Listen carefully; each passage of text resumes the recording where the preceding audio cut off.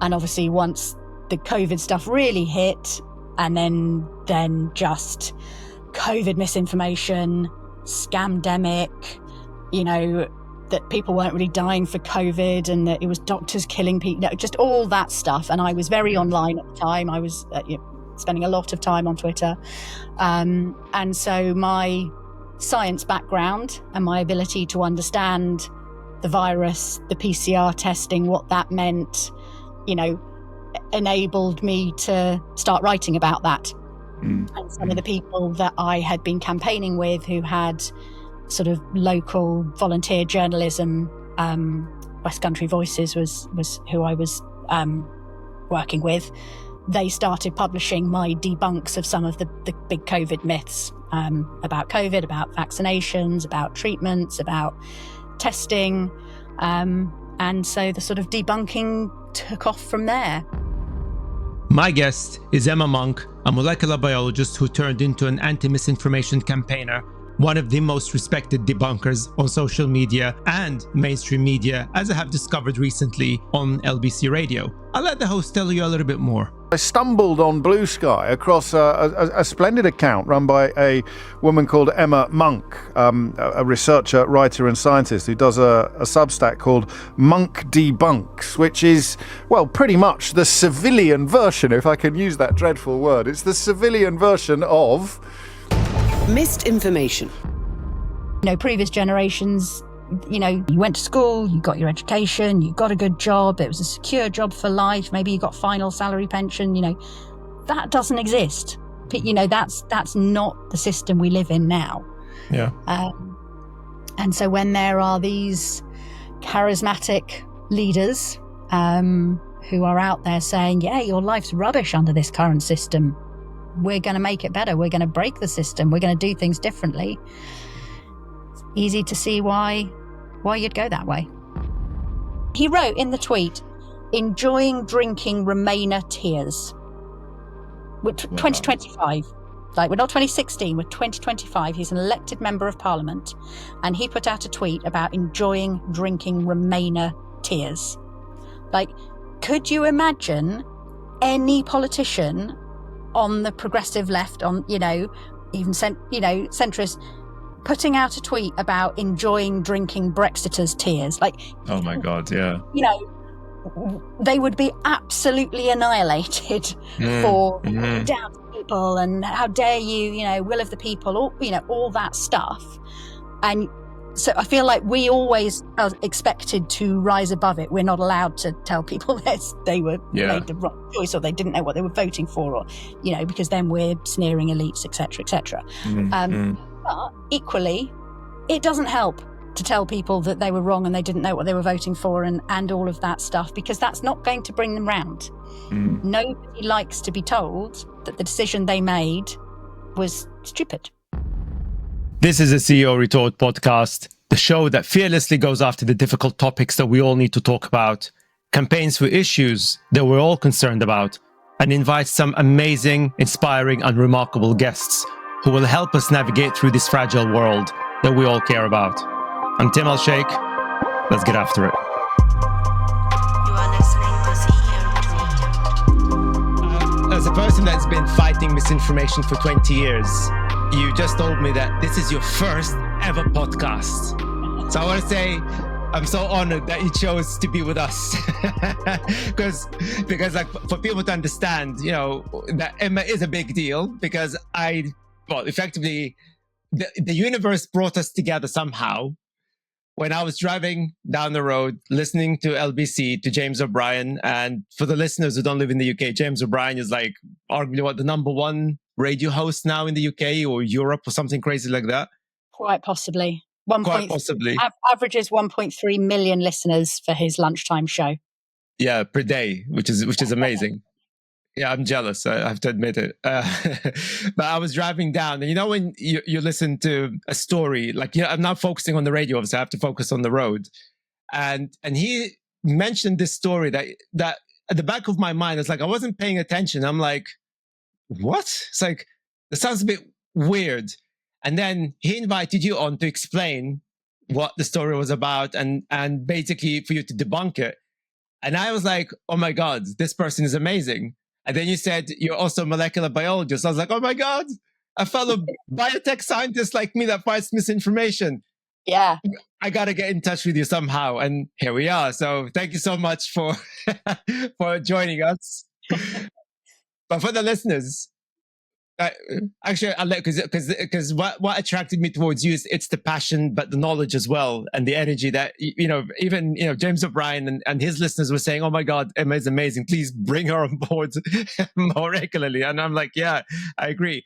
But would you like to share the story with the listeners, the bizarre story, and of course, debunk it? Yeah, sure. Mail on Sunday, front cover, was 8-year-old boy, or 8-year-old private school boy turned away from NHS treatment amid vile class war, those kind of, that kind of thing. And the first I knew about it was someone had tagged me over on Twitter and said, this doesn't sound right. Monk Emma, which is my tag on Twitter, can you have a look? And I wasn't really doing much on Sunday morning, so I thought, I'll just take a quick look. And an hour later, I'd put together a thread going, yeah, this is, what it was all about in reality. And it took off somewhat. So it's had over 1 million views so far, that particular thread. And yeah, I heard from James O'Brien, on his producer, on Monday morning saying, could you come on and talk about it? So the premise of the story was that a boy had been referred to the NHS for treatment.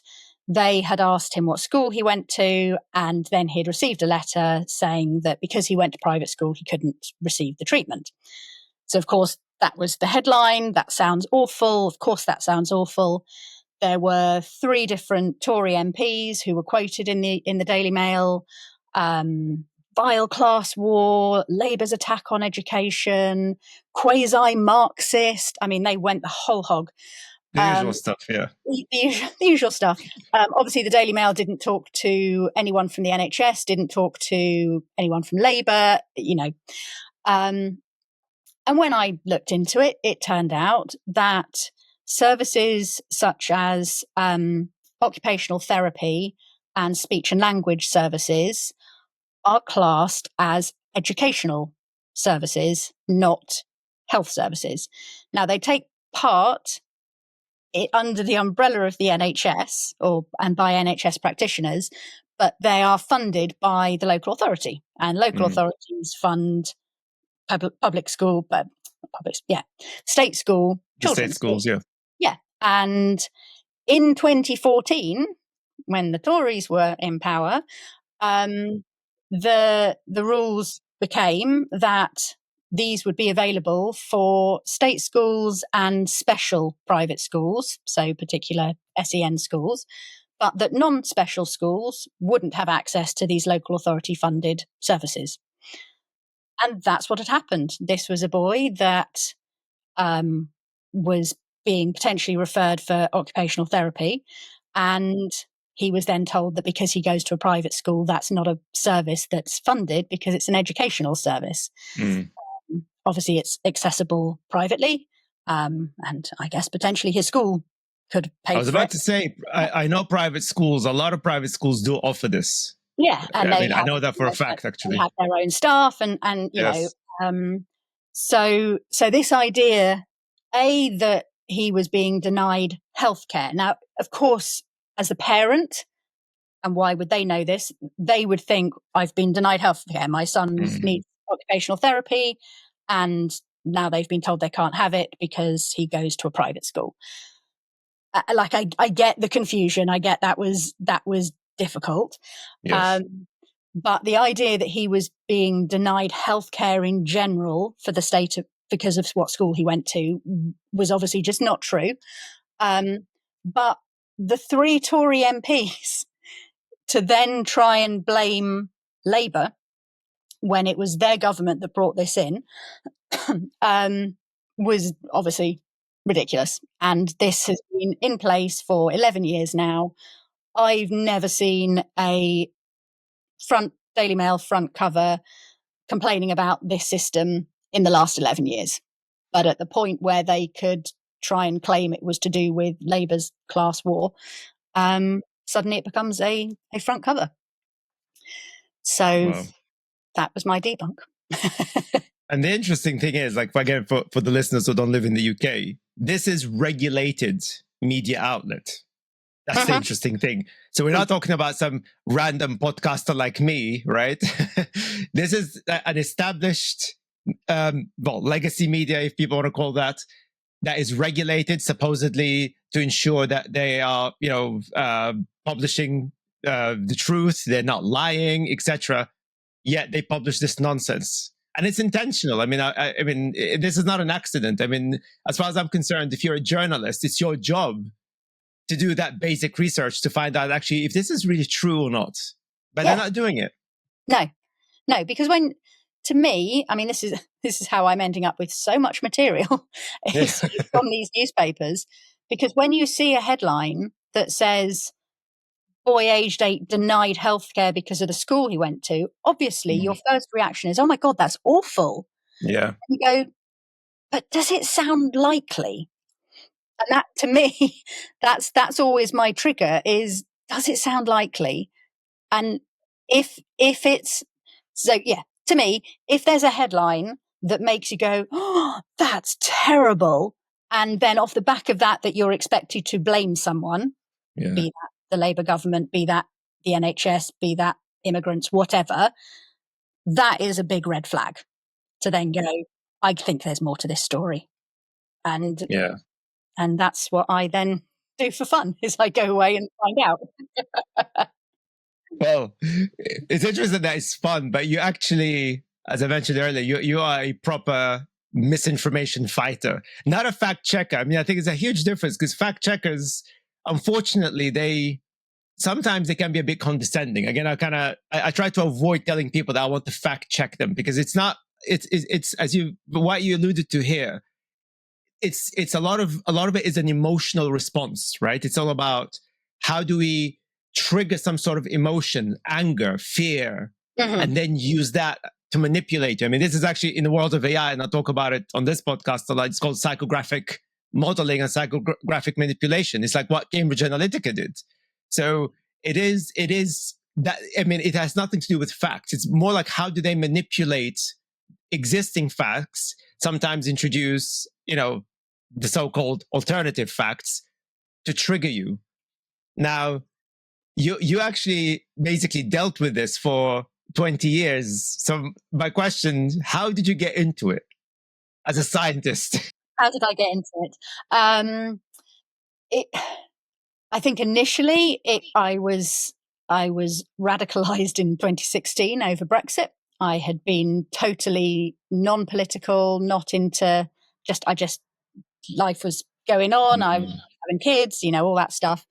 And kind of the Brexit referendum happened, and as so many of us did, woke up in complete shock that morning, going, "Oh my God, what's happened?"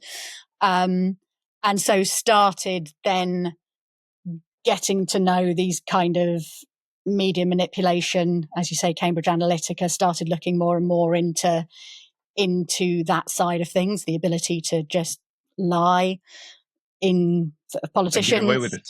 Yeah. Get away with it, and then go, yeah, we know we lied, but the whole argument that it didn't matter that they lied about the 350 million on the side of the bus because it was so regularly debunked that people should have known it was a lie.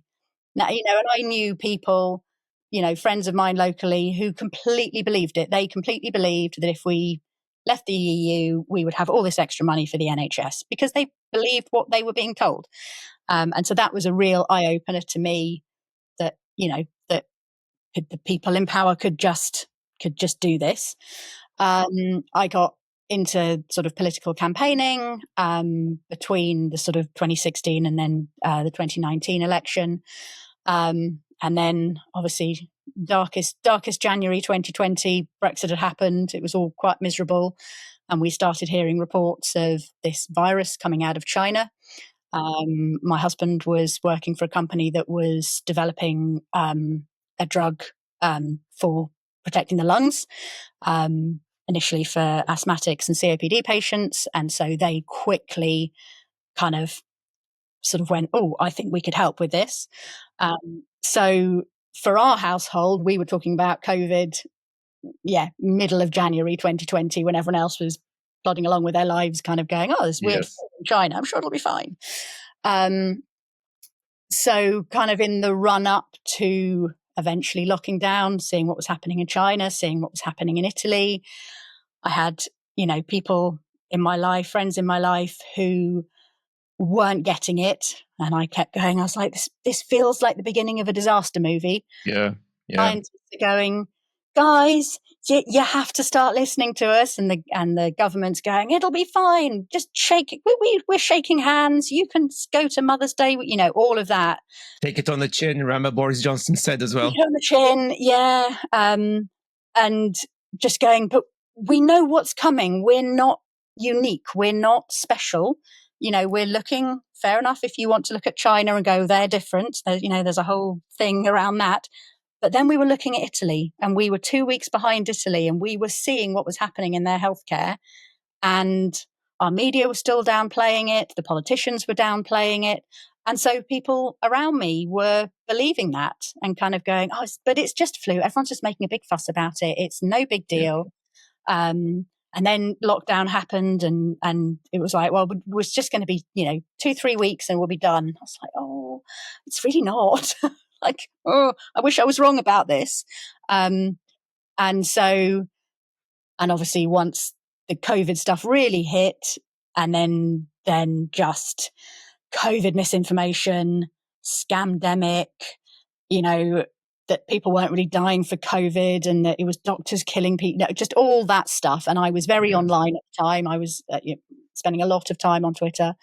And so my science background and my ability to understand the virus, the PCR testing, what that meant, enabled me to start writing about that. And some of the people that I had been campaigning with, who had sort of local volunteer journalism, West Country Voices was who I was working with. They started publishing my debunks of some of the big COVID myths, about COVID, about vaccinations, about treatments, about testing. And so the sort of debunking took off from there. So I was very busy during COVID doing that. And then as that sort of got as we sort of came out of that, just then was doing more and more of debunking sort of, media stories, politicians. And here we are now, still doing it.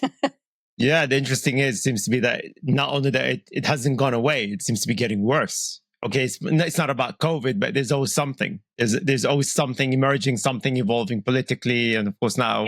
Yeah. And we're looking over the pond at, the fact that the Vaccines Advisory Board over in the US have all just been fired. It's a bill run by anti-vaxxers. Yeah. It will be replaced with vaccine skeptics, I think they're called. But anti-vaxxers basically. People with decades of information, knowledge, experience, all just kicked out because of the whims of the head of Health and Human Services, who doesn't believe in vaccines.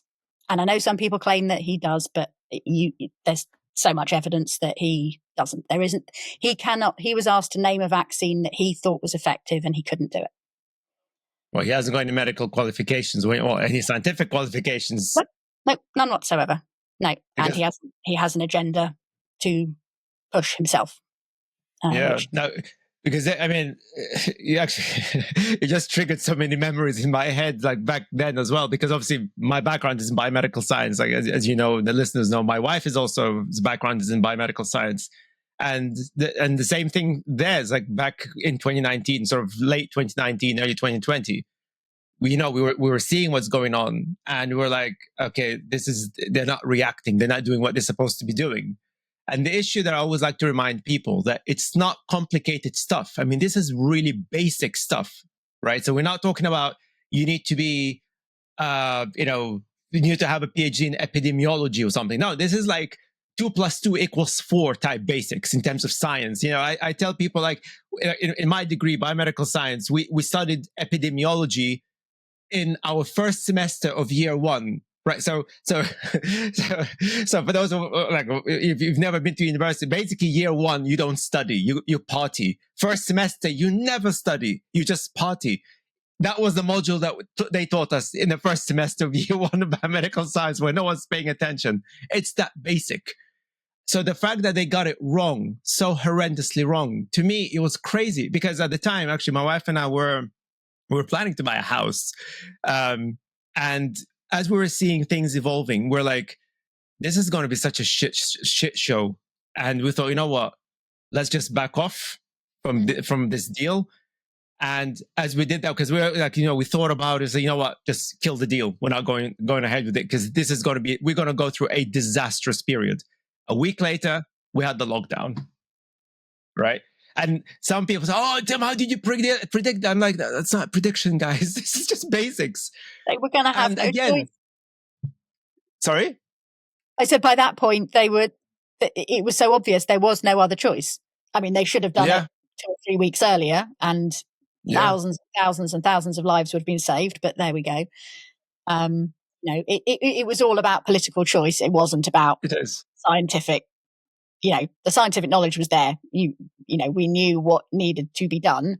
It was the political will that stopped it from being done, and so disastrously in this country in particular. Absolutely, and the thing is as well, again, going back to the media, where were the media? The media, as you said earlier, they were pretty much supportive of the government. They were saying, yeah, forget all of that COVID stuff. And again, these are regulated.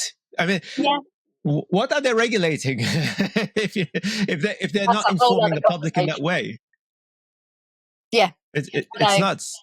I know. The media interests. For them, if everyone was locked down, then they weren't going out to buy newspapers. So that's, and then obviously many of our newspapers have backing from fossil fuel companies. Of course, lockdown was terrible for them. They didn't want that happening. They didn't want planes grounded and people not driving and what have you. And like, I am aware that when I say this, I sound like a conspiracy theorist. This is not conspiracy theory. This is just it is what it is. There were people with big interests who had big interests in not letting lockdowns, in not wanting lockdowns to happen. And the same thing happened in the US. I mean, and I think it's important as well to remind people, again, people in the UK would know this, but outside the UK, of course, we had the corruption situation, the VIP lane, which again proves everything that you just said, where they basically allowed, politicians, they brought in their, friends, family members to supply PPEs and medical equipment to the NHS, even though they're not qualified, their companies didn't exist. And there were actual PPE manufacturers that are based in the UK who literally said to the government, and they went to the news to say it, and they said to the government, hey, we can help. And the government said no. Yeah, the regular suppliers to the NHS were turned down in favour of lingerie businesses being one high-profile case. And as you say, companies that didn't exist until the day before they got a contract. I mean, it's in the hundreds of millions as well. I'm not sure we'll ever fully get to the bottom of. And so much government money, taxpayers' money that went. And I don't know what the situation is now, but I certainly know that a good sort of 18 months after COVID, there were shipping containers full of useless PPE that are sat, I think in Suffolk, possibly. Just piles and piles of shipping containers full of PPE that we spent, millions on, that will never get used, was shoddy quality, then went out of date. The whole thing was just. Yeah, when they're supposed to be incinerated recently or something like that, they had to burn like I don't know how many tons of them or something. Yeah, and to be honest with you, again, I'm not sure if my then company was a victim of that as well. I can't remember if I mentioned this in any of the episodes. But at the time, I was running the company that got me into the whole misinformation side of things, especially for science. And the one thing that we knew straight away when the lockdown started and the pandemic was emerging, or rather evolving, that the biggest problem we're going to face, in relation to misinformation is the anti-vaxxer movement. Because in the 90s, again, what we were learning during that ridiculously silly, well, not silly, but easy module about epidemiology is the anti-vaxxer movement. They were telling us even at the time how in the 1918 pandemic, there were similar movements, that they were basically anti-treatment, anti-this or anti-that. It was like the same sort of philosophy, some kind of weird human condition. So we knew that was going to happen. And because we were already building language models to fight misinformation, we actually thought, you know what? We need to help the government to say, hey, look, we need to deal with the anti-vaxxer problem right now. Okay. Because you haven't developed the vaccines yet, but if you really want the vaccine to work and for people to actually start listening to you, because the biggest challenge of pandemics is not the science. The science is actually quite easy. If you've got a virus, get a vaccine, done. That's actually not hard. The hard thing about any pandemic is social management, managing people. That's the hard thing. So our message was like, look, we can do something, perhaps work with Facebook or whoever to see how can we make sure that the anti-vaxxer movement is suppressed, and so that people can get the real facts. And I managed to get Google on board. I got AWS from Amazon on board, few developers on board, University of Leicester on board. So basically, it wasn't like just me, just one guy or some tiny startup, but actually I built a consortium of big names like that. We went to the government and we said to them all of these things that I've just highlighted. Do you know what was their response at the time? Oh, we don't think that's a big priority. I'm like, yeah. Girl, what? And they were like, yeah, we're reviewing people's proposals by experts. Our experts are reviewing. I'm like, I'm sorry, which expert do you use who could say to you that, oh yeah, the anti-vaxxer movement is not a big priority in the pandemic?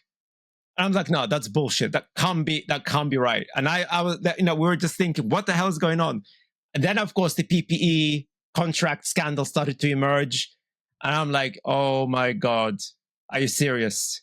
And I'm just wondering if I was somebody's bestie, right? Maybe if I was Boris Johnson's bestie, probably he would have given us that contract. But just to give you an idea that, that's the kind of experience I had. I don't know, like I said, I'm not sure if it's related to that in terms of that scandal, but certainly the fact that a so-called expert in the government told us that the anti-vaxxer movement is not a big priority in the pandemic. Yeah. And your experience is not unique, unfortunately. Yeah. Which brings us nicely in terms of how misinformation started to kind of emerge from your experience, because it's like, people blame social media. I personally blame the legacy media. Social media is just the amplifier. And of course, now generative AI is the second layer of this amplification. But you and I had a chat before, and the thing that struck me from the examples that you were giving me, that we're talking about educated people. So we're not talking about people who never been to school or anything like that. We're talking about educated people with degrees that fell down the rabbit hole of whatever misinformation. It might be it COVID, be it Brexit. I mean, I know a couple of families that literally broke apart because of Brexit, and they're very highly educated people. So I'm thinking, what makes people fall down that rabbit hole despite their education or their apparent intellectual abilities, from your point of view? I think legacy media plays a part, but I do think that online and social media has just, blown it wide. Propaganda has always existed. Newspapers have always had front pages that, were not as good as they should have been. But I think the difference was everybody was seeing the same thing back then. Right. Everyone had access to the same information. And if something if a politician lied and was called out, that was seen as a bad thing. And like the politician resigned and what have you. I think what we saw what we know happened with Brexit, with Cambridge Analytica, in particular, was that what people were seeing on their Facebook feeds, on their social media, in the groups they were in, we weren't all seeing the same thing. So we weren't seeing what others were seeing, and so there was no one countering that for them. So if for whatever reason Facebook targeted somebody and discovered that they liked animals, I've seen these adverts that they saw, which we never did. We have to leave the EU to save the polar bears. Do you like a British cup of tea with a picture of a kettle? Then we need to leave the EU. The EU are banning kettles. Like, it was insane. But unlike, something in a newspaper, which another newspaper would go, oh my God, did you see what they printed? What a load of rubbish. Online, that's not happening. And once you start going down that rabbit hole, once you click on something and go, oh, that's interesting. Oh, now that's an interesting question that they're asking, because that's how it always starts. It always starts with just asking questions. Yes. Anti-vax are going, I'm not anti-vax, but have these vaccines been tested? And, and educated people will kind of go, oh, maybe he's got a point. It's Dr. So-and-so says he's a doctor. And if he's not sure, then, maybe. And so they read his stuff or her stuff. And what often happens is sort of snippets of reality are used, a statistic that might be true, but completely out of context.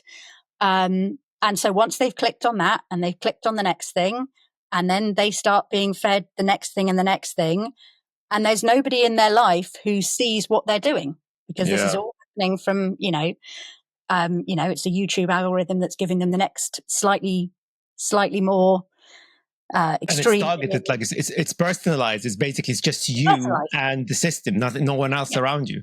Yeah. And I know that on my computer, if I start typing in Google, do vaccines, it will come up. The next thing will be, save lives.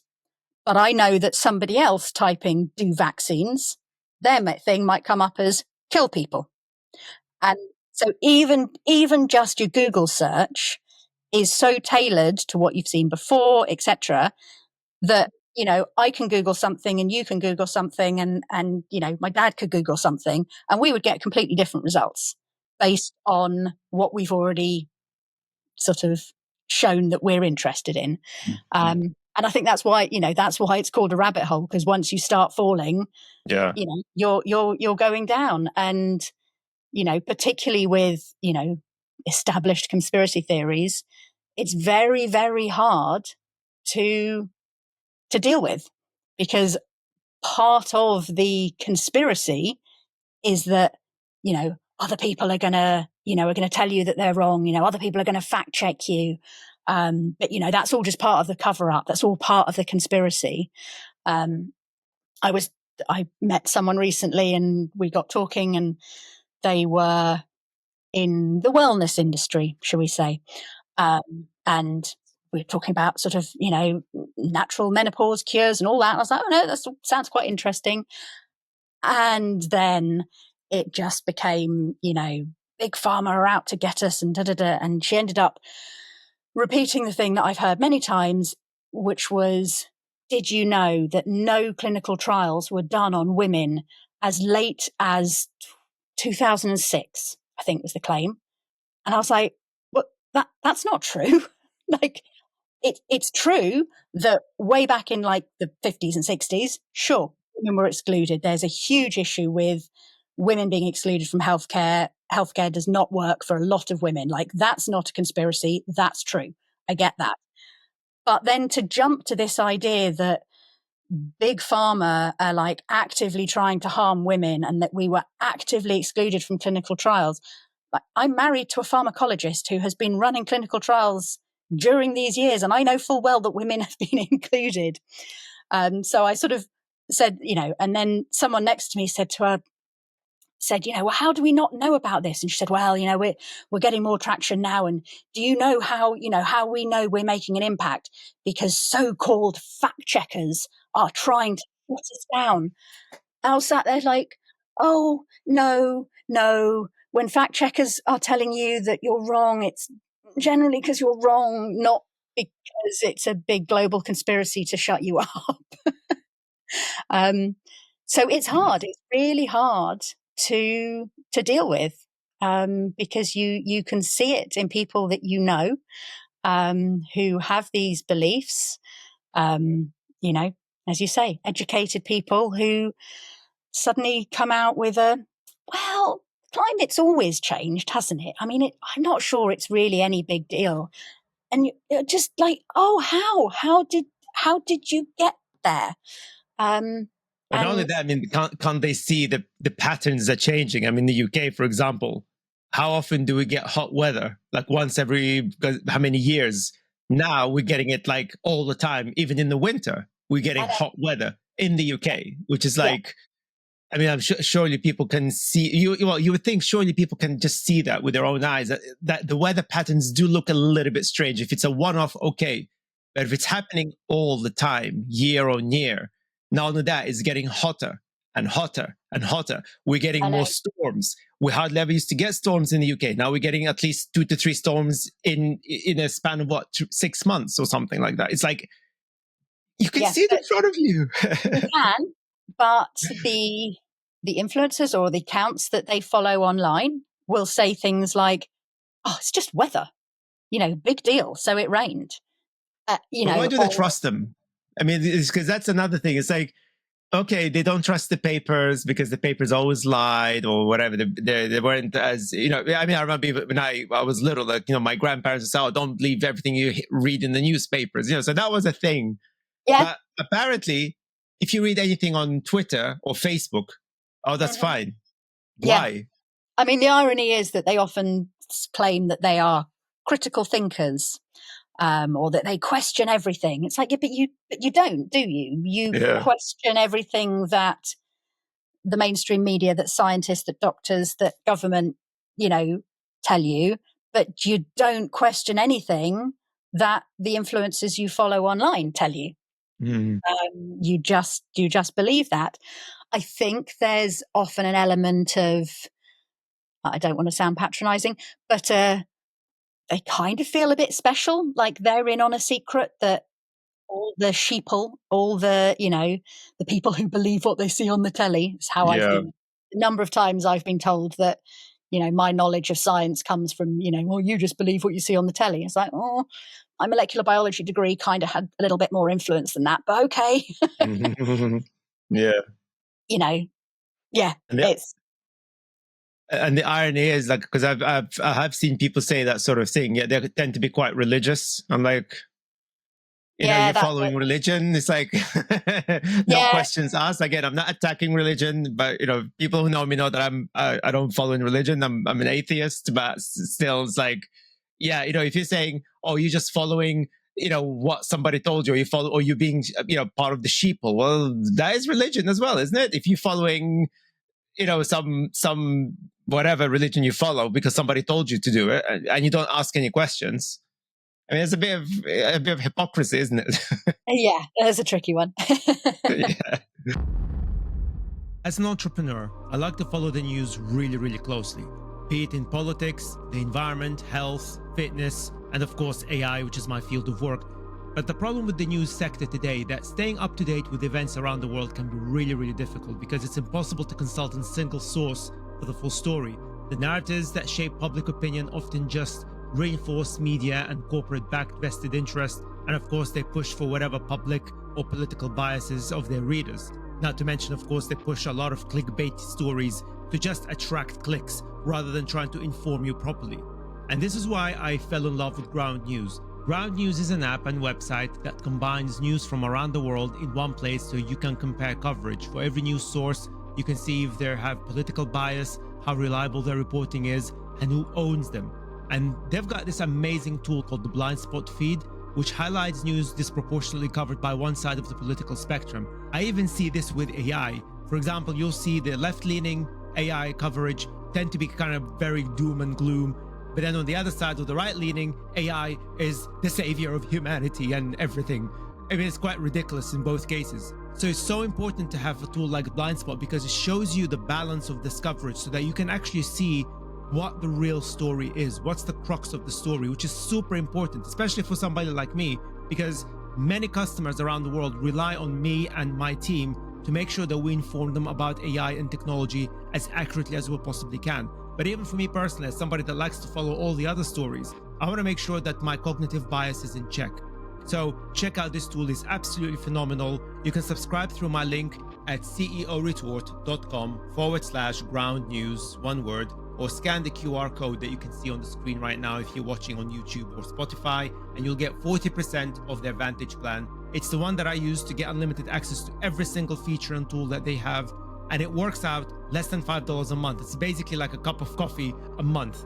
And your subscription not only helps our channel and our podcast, but it also supports Ground News as it makes the media landscape more transparent. They're not reliant on VCs, kind of like my company. They are absolutely 100% funded by their membership. So this is something that I really, really love about them as well. It's their level of independence. And I think we should all support companies like that to make sure that we stay informed as accurately as we possibly can. So check out the link at ceoretort.com/ground news, one word, or scan the QR code that you can see on the screen right now if you're watching on YouTube or Spotify, and you'll get 40% of their Vantage plan.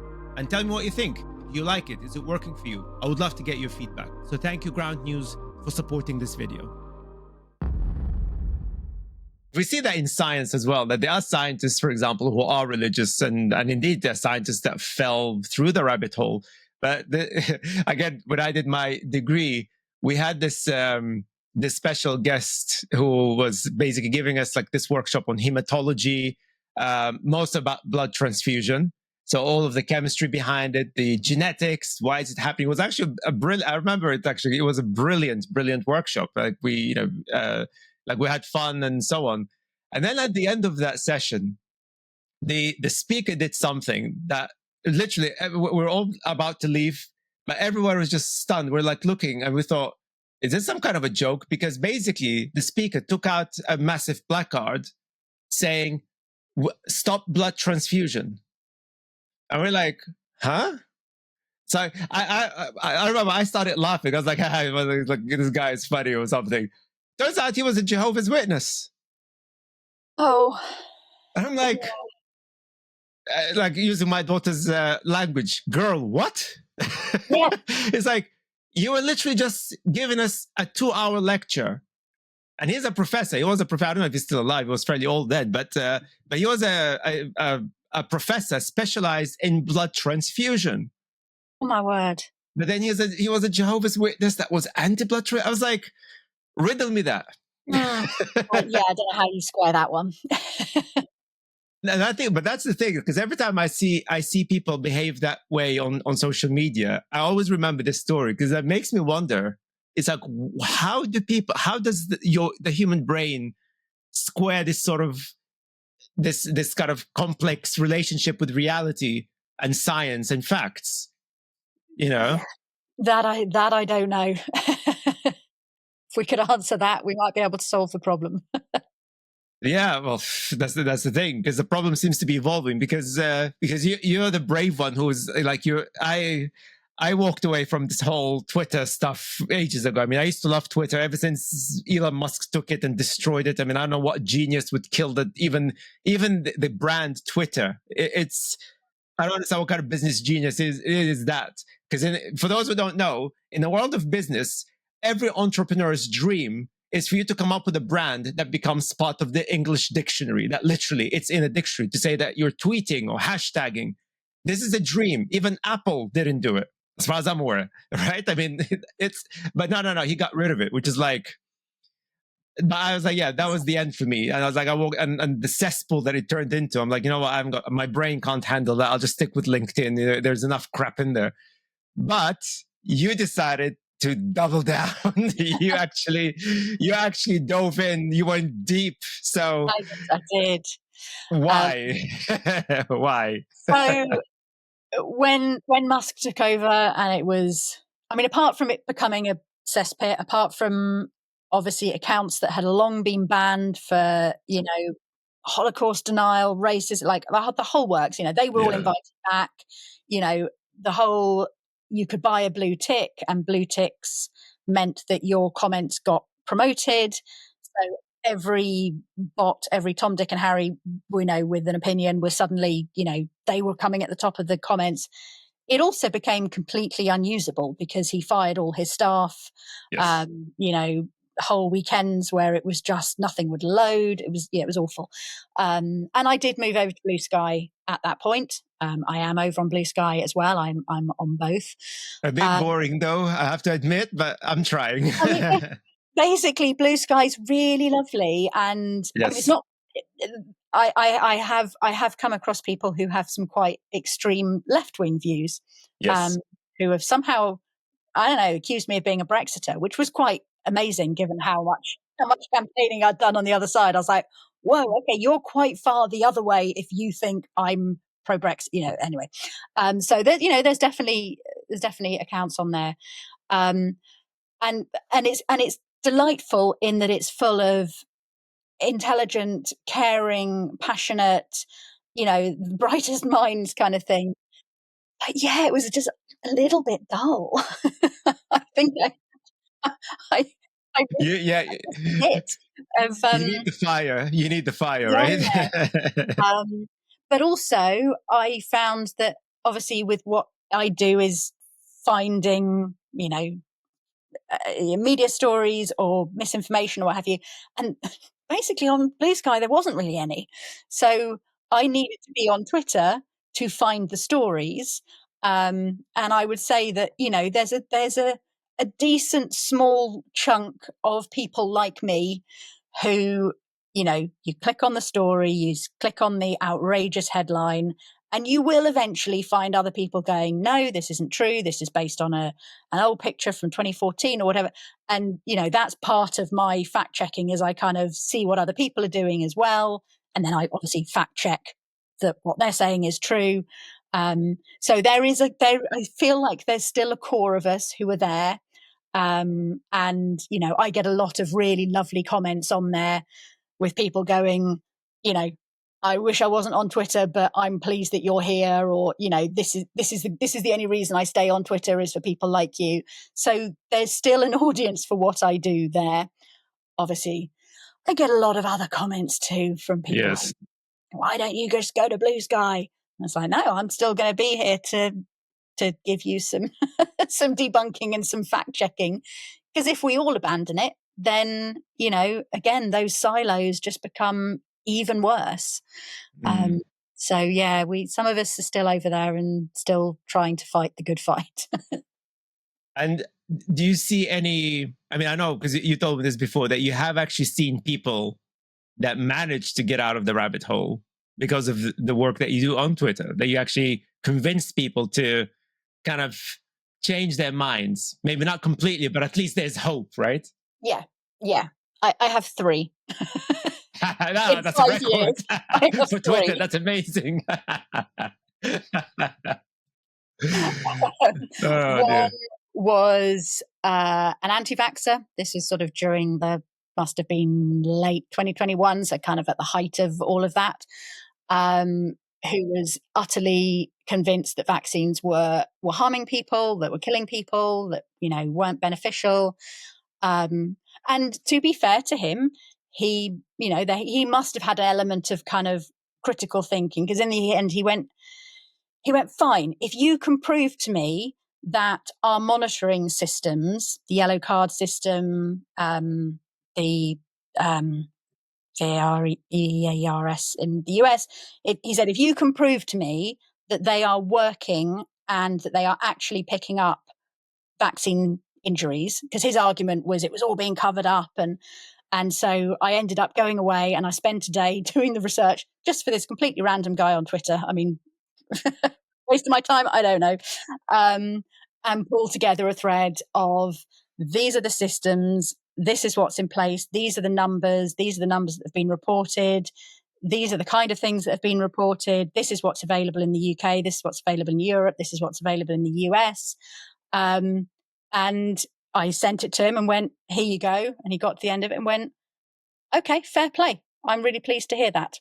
I was like, oh, yes, It was worth the hours of my time for this one person, because he had been led to believe that vaccine injuries were being covered up, that there were, that people were trying to claim there were no side effects. And of course there are side effects. Any But medication that's with has, everything. Mm.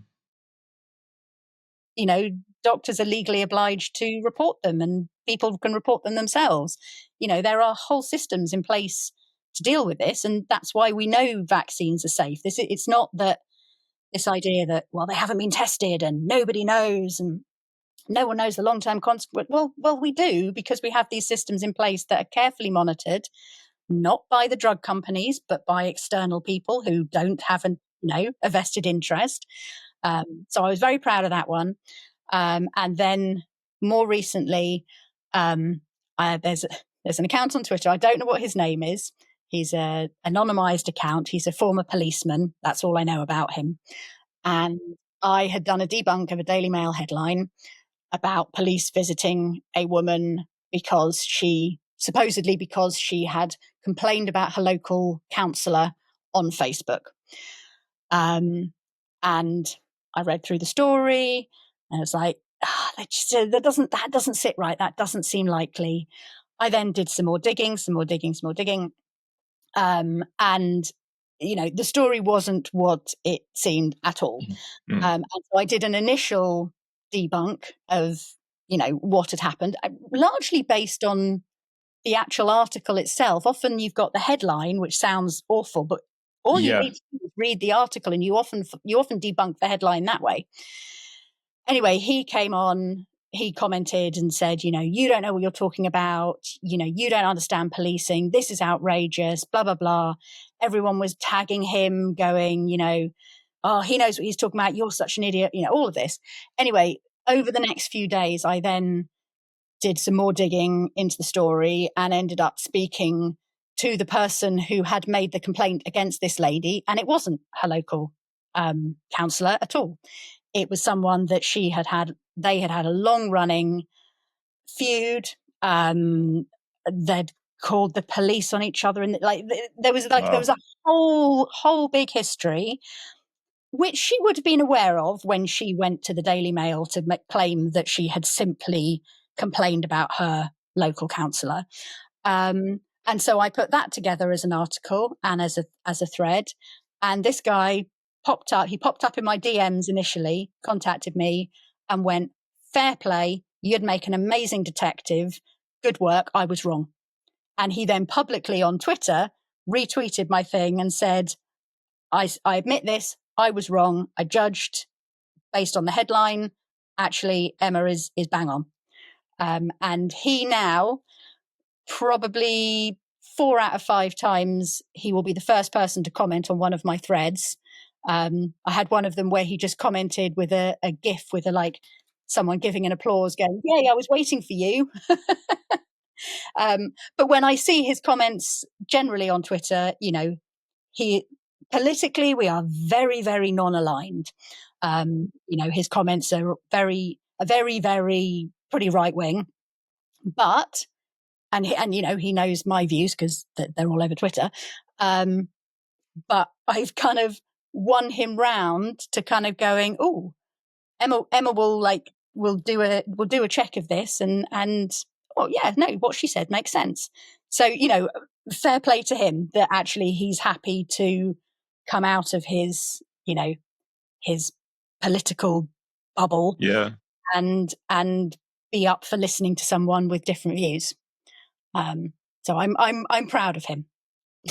But see, in both examples, all you did is just read through the articles, do some basic, I wouldn't even call it research, but just basically you try to just make sure that what going back to the first point that you made at the beginning of the episode, where you say, well, something kind of triggered you, like, okay, but is that really possible? And I'm just wondering, everything that you said, these guys could have done it themselves, but they didn't. Why not? Like, why?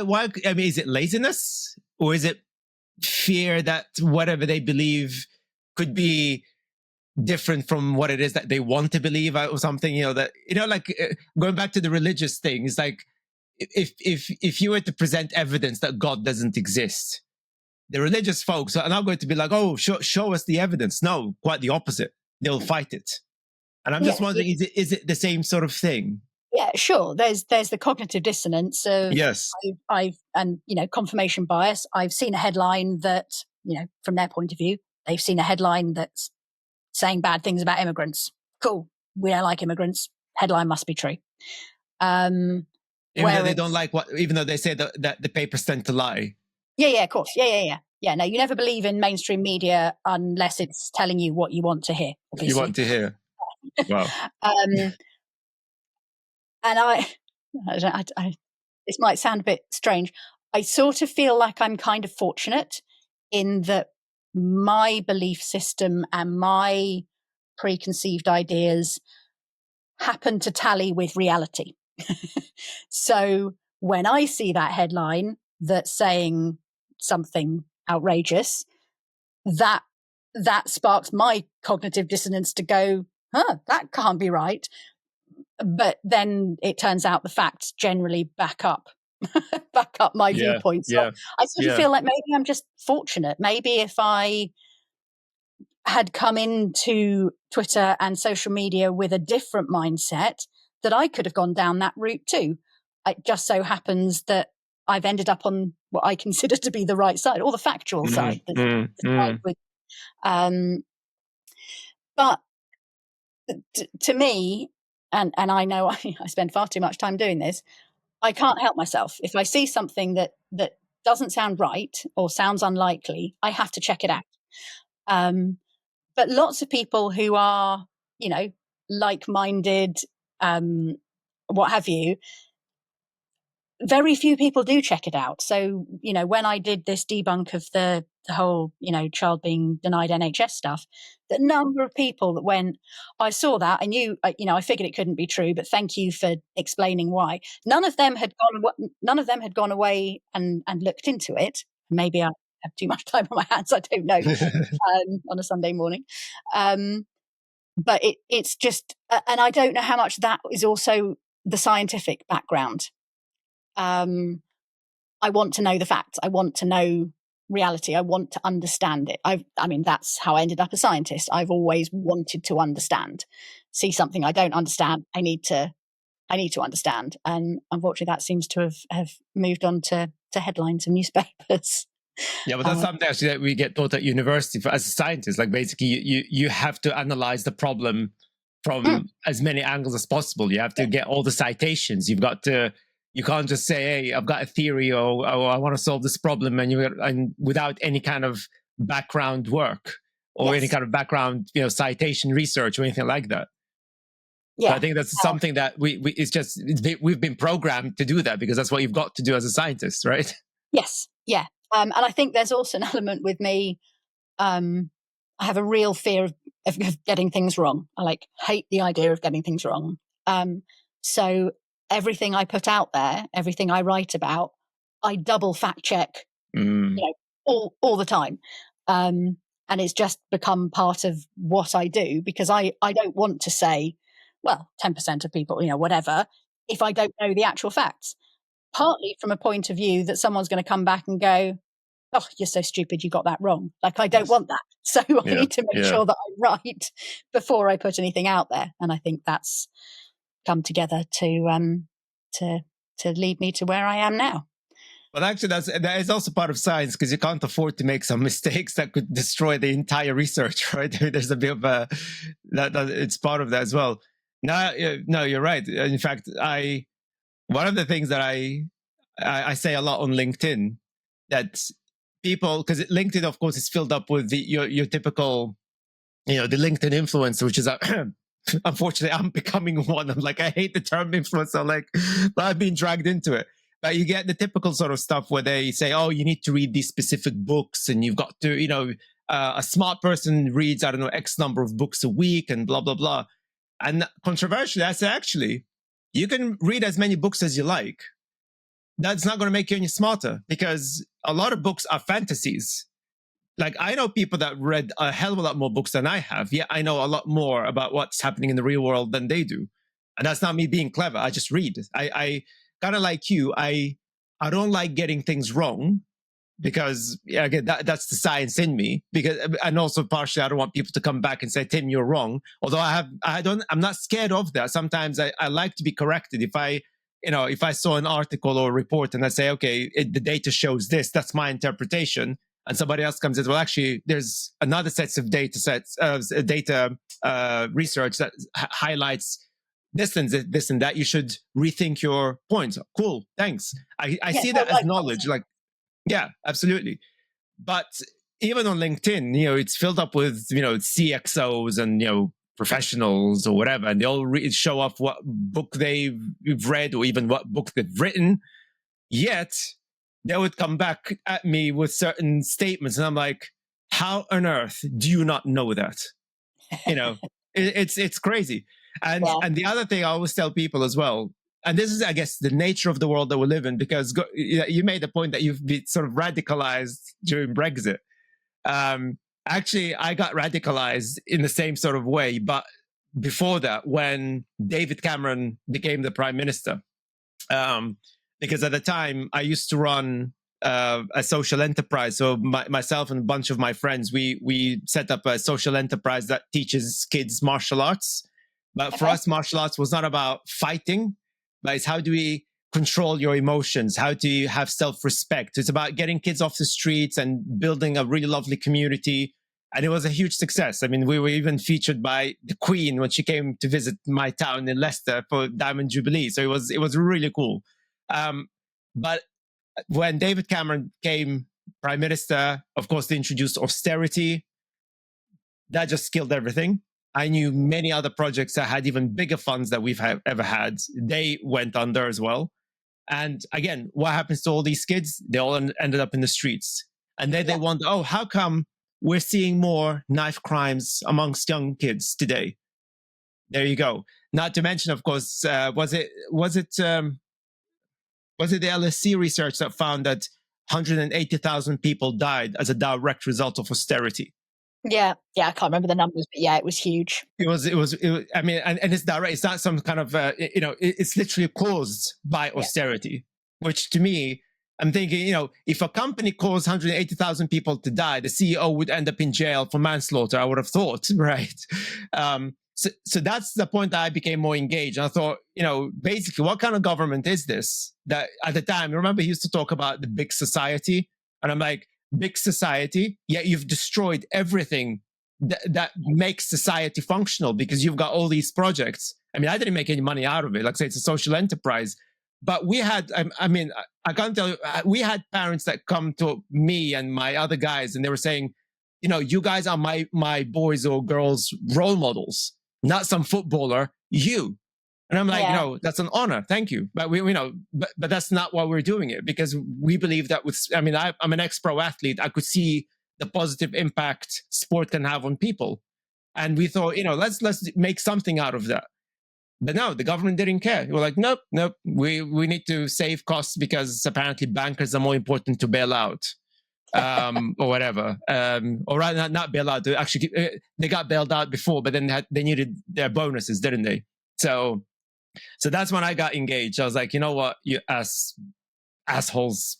I don't want to be swearing too much, but yeah, but it kind of triggers me. But and I think, again, so it kind of brings me to the next question in terms of, why, how did people start to mistrust the system? For me, I think it's since the financial crash, because the financial crash was so horrible in 2008. Many people lost their businesses, their livelihoods. Some people even committed suicide, etc. And the government didn't do anything about it. They bailed out the banks. Like I said, David Cameron got rid of all the social stuff. Bankers became richer, including Rishi Sunak, our ex-prime minister. He was literally one of those bankers. And I'm like, yeah, so they're living at large, but people out there who suffered as a result, they're being screwed over. And I'm do you think that, because my theory is that is the point, because we're talking about the early 2010s. This is the point where I started to notice more sort of a shift away from listening to experts. And that was the same time the rise of misinformation started to emerged. That's how I built my company at the time in 2012. Misinformation was already a thing. That's what got us into Google Campus. That it was a problem, and I'm just thinking, could that be it in the UK at least? That Yeah, I suspect that's definitely part of it. I think there are a lot of people who genuinely feel that, the system doesn't work for them. They're living in communities that haven't had any investment for decades, for 15 years. As you say, the financial crash, then austerity, then Brexit was supposed to be the solution. People, the media and certain parts of the political establishment were very keen to push the idea that all of our problems were because of the EU. And if you're someone that's living in a community that's had no investment, that doesn't have, traditional jobs that have gone over, the last 30, 40 years, life's not that great. And if you're then asked, well, you've been told for decades that the EU is the reason that you can't get a business going because of, red tape and, all these regulations about bananas. And do you want to vote for Remain, which, the austerity guy is telling you that Remain is the right thing to do? Like, well, what are you going to do? And, and we were told very clearly that we've had enough of experts, and Michael Gove said that we don't need experts. We've got common sense. We've got sovereignty. We've got all those other things we don't really have. That became, don't trust the people in charge of the establishment who have ruined my life. That kind of idea. Add into the mix then the social media stuff we've already talked about, and you've got people on there going, yeah, too right. Don't trust the government. Don't trust, big business. And obviously we've talked about with COVID, there are times where, you shouldn't trust the government. The government messes things up. In our case, yeah. For sure. I'm not a big the government's always right. The government gets things wrong, sure. But the idea that you therefore shouldn't trust any experts, that you shouldn't trust scientists or doctors or, anybody who's it was sort of, and the idea that actually your opinion was as valid as a doctor's expertise or a scientist's expertise. And that kind of, well, my opinion is just as valid, a sense of sort of not quite self-importance. Do you know what I mean? Yeah. It's like people want to hear their voice. My opinion's just as valid, and I don't need experts to tell me I'm wrong because I've got a community online who all agree with me. Well, that's actually what social media has done, because the key success of social media, in fact, is the fact that for the first time, people found their own voice. I mean, this is how influencers emerged. I mean, influencers didn't emerge because of the internet, but social media. That was the key. So the fact that people found this, which I understand, because we all suffer from that. We all, we all like to, put our opinions out there. We like to be part of the conversation. That's human nature. But absolutely, social media fully capitalized on the idea that you want people to say, well, my voice matters, or my arguments matter, even if it doesn't make any sense. Which actually brings me very nicely to something that we actually talked about before we recorded.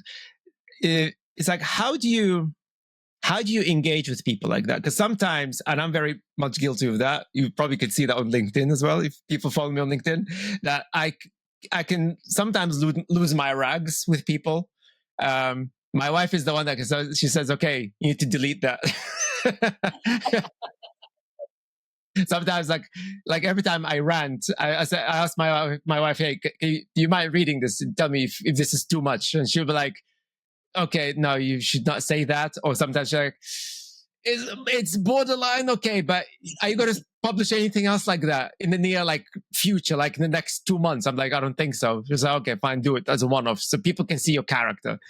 But you actually, it said something to me that it's actually really important not to call people fallen through the rabbit hole as dumb, stupid, and sort of pointing finger at them sometimes, even though, yes, they voted for Brexit. Yes, they voted for Trump. And I see a lot of videos, and kind of, I have to say, I feel good when I hear these videos and say, hey, you voted for this. It's your fault. So stop complaining. It kind of, it's getting that emotion. But deep inside, I'm thinking, but they are also victims. They've been radicalized. Absolutely. And it's really hard, because I do feel like those on let's call it the progressive left, and those on the sort of science side of things, we are expected to take the moral high ground at all times. Like yesterday, which is not a good thing. No. So yesterday, Nigel Farage, an MP, put out a tweet that he had gone to the country's first Brexit pub. I don't know the background of this. And that he'd bought a pint, and he wrote in the tweet, enjoying drinking Remainer tears. With 2025. Like, we're not 2016, we're 2025. He's an elected member of parliament, and he put out a tweet about enjoying drinking Remainer tears. Like, could you imagine any politician on the progressive left, on, even centrist, putting out a tweet about enjoying drinking Brexiters' tears? Like, my God, yeah. They would be absolutely annihilated for putting down people, and how dare you, will of the people, all that stuff. And so I feel like we always are expected to rise above it. We're not allowed to tell people that they were made the wrong choice, or they didn't know what they were voting for, or, because then we're sneering elites, etc., etc. But equally, it doesn't help to tell people that they were wrong and they didn't know what they were voting for, and all of that stuff, because that's not going to bring them round. Nobody likes to be told that the decision they made was stupid or true.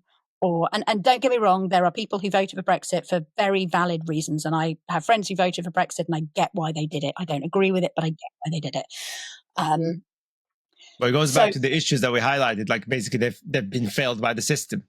Yeah, being failed by the system. They believed people that, they chose to believe a side that, I didn't. But they put their faith in people who told them that, it was going to make the country better, and they cared about, they worked in the NHS, they wanted more funding, all this stuff. They didn't vote for, bad reasons. And yeah, telling people that they're stupid, or that they're dumb, or that they're a conspiracy theorist, or, that's not human nature. They're not going to go, oh gosh, if you say so. They're not, that's not how human nature works. They've got these beliefs, and me coming along saying, oh, you're so stupid, that's not going to help anybody. So yeah, unfortunately, the solutions are, it's really hard. It takes time. It takes, I think, real conversations, real life conversations. These aren't things, as I say, I have 3 examples where I think I've changed someone's mind online, as in someone who was, had gone down that way. I've definitely had people who were kind of on the fence, and then they, listened to what I've said. But, I don't even want to think about how many people I've interacted with on Twitter over the last 6 or 7 years, and I'm not free. Social media is not the place where minds are going to be changed. It's real life conversations. And I have sort of come to this realization in the last few months, I think. I can't generally change anyone's mind on Twitter, and it takes way too many hours to, when I do actually manage it. But what I can do is I can inform other people who can hand those conversations with real life people. So often I'll do a debunk, and initially I'll get lots of lovely comments from people who follow me. Then the influx of the people who don't like what I do, they all flood, and it's a bit like, oh, I don't want to read those. but I'll get comments of like, oh, well, the Daily Mail readers will never read this. And it's like, no, they probably won't. And if they do, they probably still won't believe what I say, even though all the sources are there, but what it does do, I then also get comments of people going, oh, thank you. I was having a conversation with my Daily Mail reading mum or dad or uncle the other day, and I felt better informed to be able to push back gently. And so I think that's kind of where I see myself now, and kind of what I sort of see as my mission, is educating other people to how to do this stuff, how to spot the red flags, how to question stuff, where to look, all of that, but also to be giving people the facts so that they can then go away and have those real conversations over the dinner table, over Christmas dinner, what have you. And that's how we bring people back. That's how we add rationality back into the argument, because we've become so polarized, and it's not just in the UK, this is happening all over. It does feel particularly bad, but maybe that's just because we're here. That, people genuinely believe things that just are completely untrue. This idea that London is a complete no-go area that's overrun by Muslims. I mean, it's just not true. The reality is not true, but people are living in a Twitter world or a Facebook world or whatever, whereas that's what they're being fed, and they genuinely believe it, and people are scared. But it will take real life conversations to deal with that. And that's hard. I volunteer at a local community hub where people come and have a free cup of tea, and started as a warm space initially a couple of winters ago, and has continued. And our users, who won't listen to this, I don't think, are very politically not aligned with me. But over time, we've started to just have those conversations. I had one user who came in, and we were having a cup of tea and a biscuit, and he went, "Oh, we need to leave the ECHR." So I said, "Oh, really?" He said, "Yes, we need to leave the ECHR so we can get rid of these criminals." I said, "Do you know what the ECHR is?" "Well, no, but I know we have to leave it." I said, "Oh, okay." I said, "Do you know who sort of helped set it up?" "Well, no, it's a foreign court."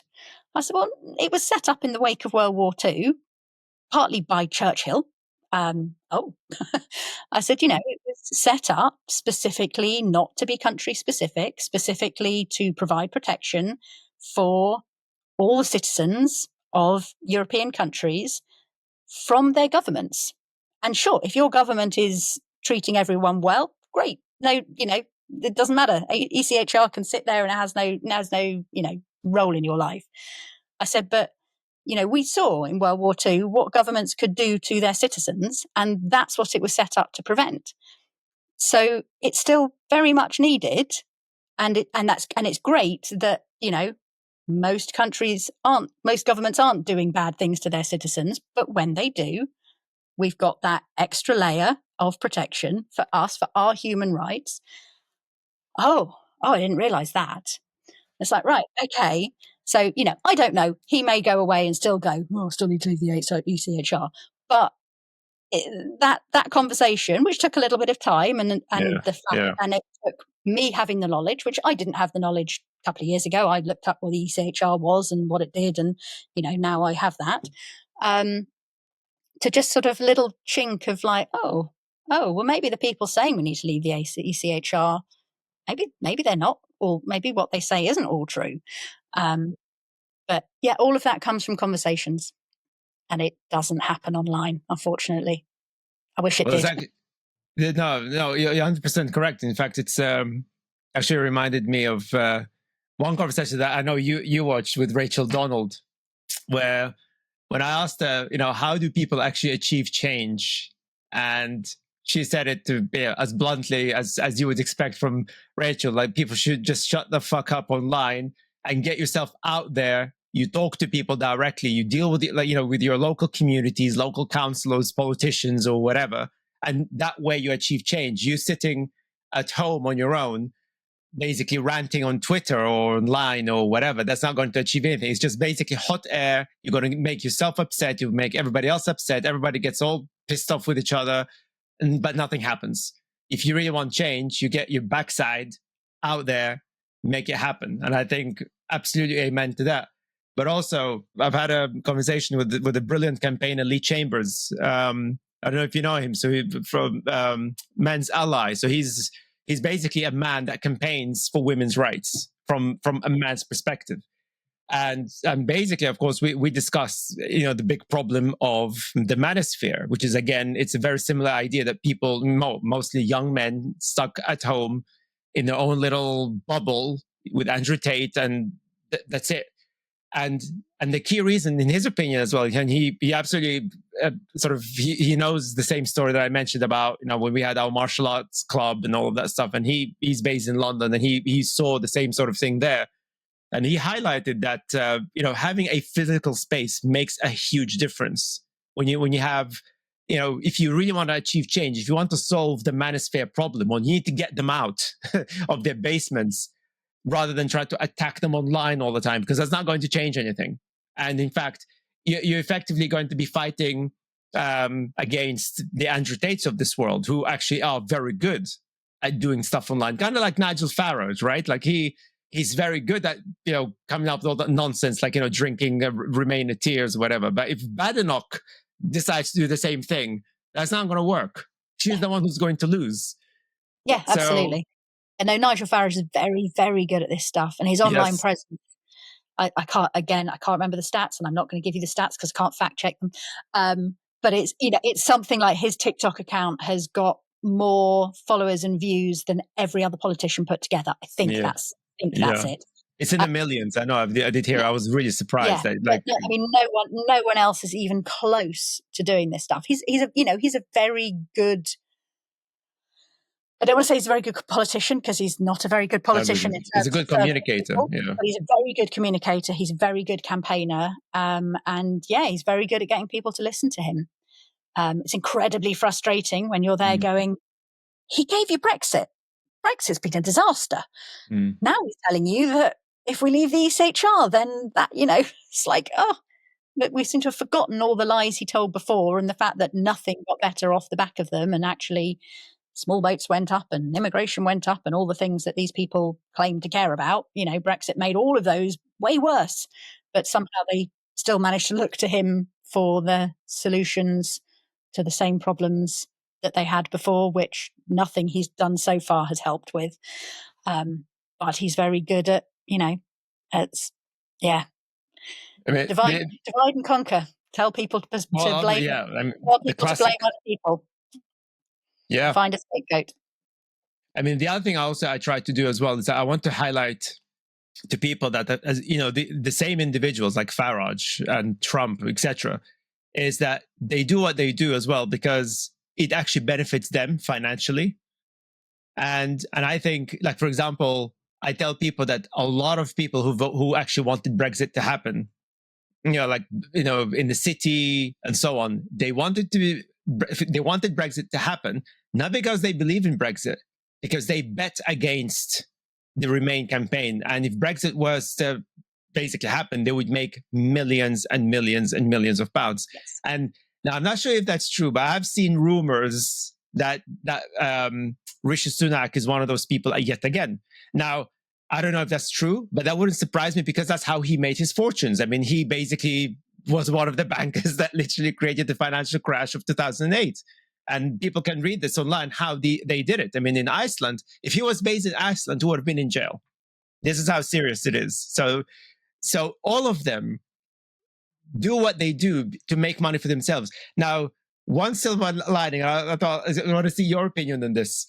It's like Trump right now, I mean, he's playing the same game, but the way he's doing it right now is so obvious.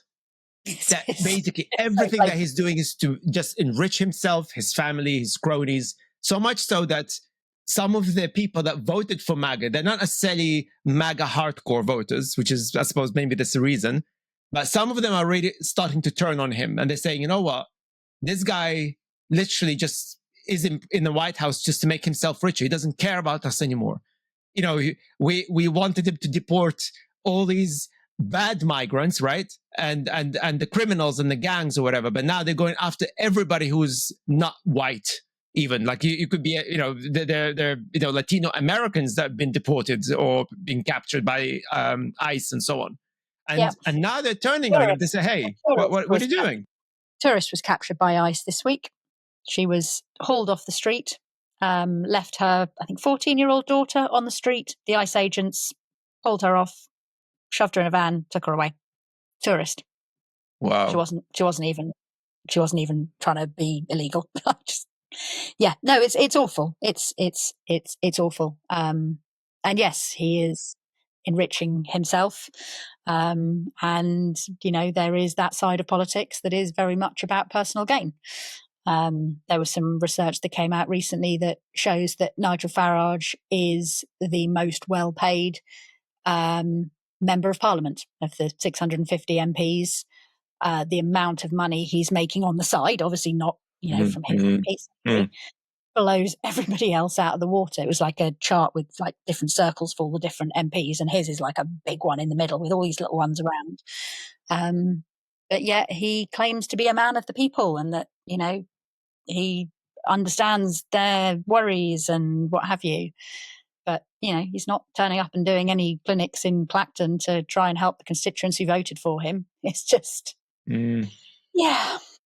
But that's, again, it's like, you know, the climate change type things. Like you can see that, you know, like, for example, when Trump in 2016, I used to laugh at this, where he was saying, you know, I understand the working class. I am the man of the people. And the first thought came to my mind, you know what? I would love to be working class if it involves me owning my own airplane with gold-plated toilets. Yes. I mean, what kind of working class is this? I would love that. Maybe not golden toilets, a bit too much for me. But seriously, but again, it's like the working class that do actually support him or support somebody like Farage. How do they not see? Because it's in front of you. It's like, I am the man of the people, and I've got my plane standing right behind me with golden toilets. How do they not see that this is not, like, does not represent them at all in any way? I don't get it. I think it comes back to what we talked about before, that the system, the decades of people in Westminster, or, you know, people in the White House telling them what to do and their lives not getting better. Again, probably, you know, since 2008, you know, and then along comes a Trump or a Farage who tells them that they're going to break the system, that it's the system that's not working, and they're the guys that are going to break it for them. You know, these guys have lied to you. You know, this thing that's come out. I don't know. I'm not sure if this is just a Twitter thing. The Uni Party. This has become a real thing now, claiming that Labour and Tories are exactly the same. They're the Uni Party, and what we need is change, and change is reform. Didn't hear about that. Who set this up? The Uni Party? Again, it is. So this might just be a Twitter thing. Oh, okay. But it's very much a reform talking point. The idea that Tories and Labour are identical, they are the Uni Party. Like, so rather than kind of saying 14 years of Conservative policies have led us to here, they're like, yeah, well, we had Conservative, and then we had, you know, 14 years of Labour before with Blair and Brown, and then we had, you know, all the Tories before. That's all been the system. That's what's broken. We need to get rid of those two parties. We are the party of change. Okay. We'll break everything. We'll break the system that hasn't worked for you, and everything will get better. Now, obviously, we're getting to watch what happens when the Farages win of the world, because we're getting to watch what Trump does and Musk, and they are breaking everything, and the world is not getting better for Americans. It's really not. No. So, you know, in some ways, I don't know, maybe that might be good. in the long run, that we get to see the experiment over there, and that maybe we don't try and have the experiment ourselves in 4 years' time. But who knows? So, I don't think they don't, it's baked in. They don't care that Farage is incredibly rich and that Trump is incredibly rich. They don't, they don't care that Trump is a convicted felon, or that, all the stuff. Like, that's baked in. He is the guy that's telling them that he is going to break the system that has meant they've had a rubbish life. And so they're going, okay, well, this version's not working for me, so let's try something else. And it's terrifying and infuriating, because, we know that's not going to work. We're watching what's happening in America, going, when you break everything stops working. And government does actually have a role to play. It runs our public services. It supports the people who need it the most in society. Like, it is there for a reason. Government is not inherently bad. But it's just like blaming the EU for all the problems. It's very easy to go, well, the government's the reason my life is not great. And in some respects, they're probably right. And there's lots of things that a decent government could do. I think that's a conversation for another time. That could help with this. Yeah. But yeah, I don't think they look at Farage and actually think, yes, he's one of us. I mean, they look at him with his cigarette and his pint and go, yeah, I could have a beer with him. But they don't care. He understands us. He understands us rather than, he went to a top private school. They don't care that he is the elite that he claims to dislike. He just tells them he is going to break the system that they don't like. And that's good enough. Without asking, why would he break the system that made him rich? Yeah, because that's too many layers of analysis. My life's rubbish, and here's and I blame the government, and it doesn't matter which party's in government, they're all the same. And here's a guy who tells me that he's gonna get rid of these people that are ruining my life, and he's gonna bring back factories and men's jobs, and just all that. And so they don't. It doesn't matter that he himself is who he is. Now, the interesting thing is, because I wonder, because what we've seen in America, because it's the sort of an analysis that I have in my head, because of course, all of the people that we talk about are people maybe sort of our generation, most likely older generation, right? And of course, now the question is like, what happens to the younger generation? And I think what Farage is doing here is what Trump did in 2016. Because what Trump has done in America now, he successfully targeted the young voters. Because a lot of young voters actually voted for Trump. People think, oh, it's the same old people. Actually, a lot of the older people didn't vote. They were like, no, we don't like Harris. We don't like Trump. We don't want either of them. So they just either voted for a third, was it the Green Party candidate or something? I forgot her name. But she apparently took a lot of votes away from the Democrats. But it was people that just did not want to vote for either of them. But a lot of young people who listen to podcasts, right, who are not necessarily on Twitter or on Facebook, but they are on TikTok. And then, which is the reason why I'm worried that Farage is on TikTok, because there's a lot of young people there. But you've probably seen the research. I can't remember who published the research actually about the number of young people that they would rather have a dictatorship than a democracy. And again, it was mostly men, young men and teenagers, more than women. But there's still quite a lot of women, young women, that believe in the same. And my theory is that going back to the 2008 issue, okay, maybe they probably weren't alive at the time, but they could see what what democracy is not doing for them. But then they see countries like China, they see countries like Saudi Arabia, the United Arab Emirates, that they're not democracies, but their generation, their equivalents there, are living it up. They've got lovely cars, 5-star hotels, and all of these so-called, again, influencers who live in Dubai, mostly for some reason, all of them showing off their fancy lifestyles, etc. So in their heads, they're thinking to themselves, well, actually, look, what did democracy do for us? Not to mention the older generation keep on attacking Gen Zers right now in a pretty horrendous way. I mean, again, we were young once, right? And we were attacked, or etc., but not in this way. Not like I don't remember anyone calling me, "Oh, he's lazy," or "He's this, he's that," but rather we were blamed that we're changing the traditional, Christian way of doing things, or because we're pushing tech or science or whatever. But the fact that now Gen Zers, they're all lazy. They don't want to work hard. They don't understand how hard it is that their parents worked. And I'm like, baby boomers didn't work hard. Actually, it's my grandparents, right? Baby boomers had it easy. They smoked weeds for the entire 60s, and they could buy homes for like £10,000 or whatever. So, but I feel, I suppose that's the next stage of this discussion in terms of how do we protect the young generation from populists like Farage and Trump, because Trump, obviously, he managed to capture them. Now I think they're probably switching because they realize they made a huge mistake. But I mean, I feel that now they are the new targets, the young voters now. Yeah, it's really hard. I would just say, from my understanding, that particular survey, I think the question was if you could have a strong leader that didn't have to answer to anybody.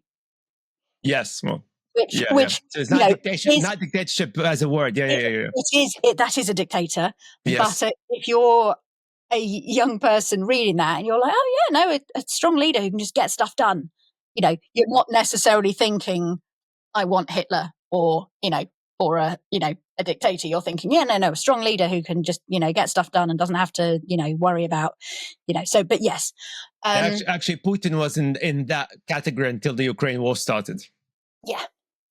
But I think, again, going back to it, that generation has been completely screwed over. They know, or a lot of them and people I speak to, they can't afford a house. They can't afford to have a family in a lot of cases because they're still living with their parents when they're in their late 20s, early 30s, because they can't afford a house, not because they have Netflix and go to Starbucks. That's not the reason they can't afford a house.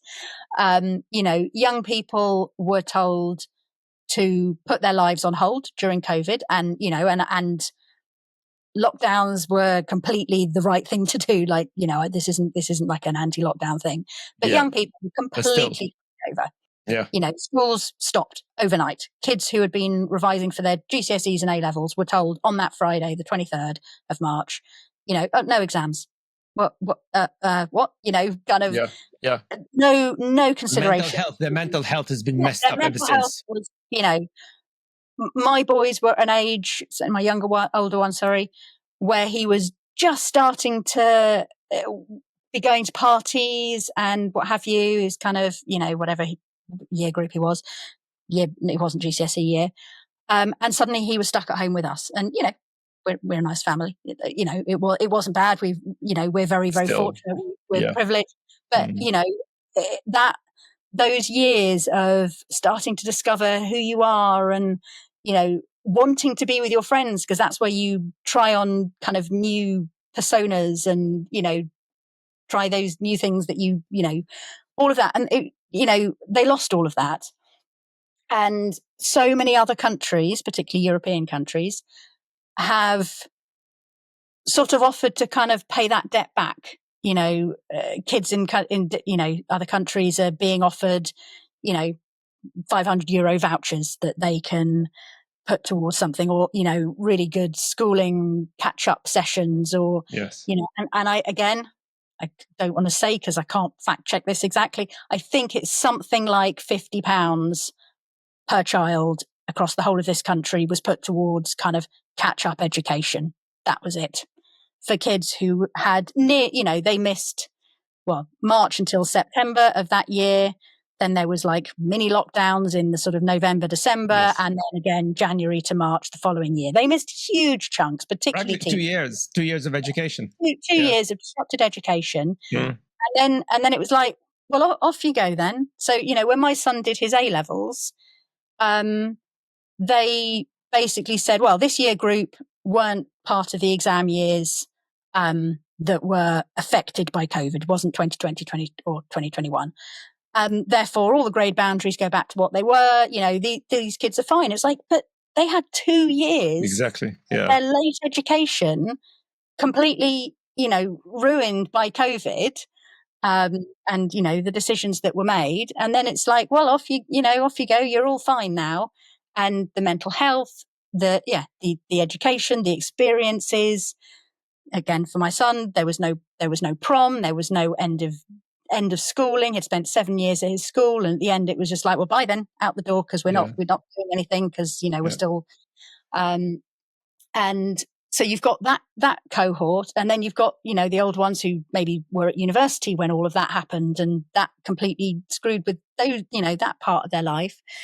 But then you've also got the next lot up who, not because of COVID, but simply cost of living, the difference now to buy a house, and they're just going, well, the system that benefited their parents and their grandparents, and that they could all buy houses and have holidays, and it's just non-existent. A nurse and a teacher could buy a nice little house and stay in that house and maybe upgrade, but they could have their holidays, and that's not possible for people on those kind of wages anymore without help from their parents. And so why would they look at the political system that we're in right now and go, yeah, I want more of that, please? They're going to look for alternatives that promise that their lives might be made better. Mm. And I think, for our young people who are sort of looking at, we keep giving money to pensioners and what have you, and, and that's good. We support our pensioners, but actually that's being paid for by the young people who are looking at that and going, well, by the time I'm retired, there won't be a state pension. That's their belief. Whether that's what's going to happen or not, who knows? But that's a real strong belief, is like, well, I won't have a house of my own and there won't be a state pension. So what's the system doing for me? Yeah, with the gig economy, you're not going to get any state pension. I mean, barely anything. Yeah. No, you'd say you're not be able to save your own pension, and whether or not there will still be a triple lock state pension by then, I can't see how. I don't know. It's becoming more and more and more expensive as and that's great. We've got an aging population. Our healthcare is great. People are staying, living longer, and that's great, and long may that last.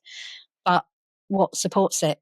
And for the young people who are still living with their parents, who can't really start a family, what's this idea of, oh, they're lazy, why don't they just, and, previous generations, you got a good job, you went to school, you got your education, you got a good job, it was a secure job for life, maybe you got final salary pension, that doesn't exist. That's not the system we live in now. And so when there are these charismatic leaders who are out there saying, yeah, your life's rubbish under this current system, we're going to make it better, we're going to break the system, we're going to do things differently, it's easy to see why you'd go that way. Well, my friends, this is the end of part 1 of my discussion with Emma, because we carried on talking for even longer than this. So we thought, actually, it would be a better idea for us to split this conversation into 2 episodes, so that every part of the discussion actually gets its full attention that it deserves. So again, I really appreciate your time, my friends, for listening in. But before you go away, make sure you like and subscribe on YouTube, and give us a follow and a rating on Spotify and Apple Podcasts. That makes a massive difference. It costs you literally nothing other than like 2 seconds, but that really, really makes a big, big difference for the growth of our channel and our podcast. The work that we do here, my friends, is all about informing the public about the issues that we all care about. It's not about attracting dodgy donors or dodgy sponsors, but this is pure grassroots, baby. So let's make this happen. And my friends, I really appreciate your support. Much love, and I'll see you in the next one. Peace.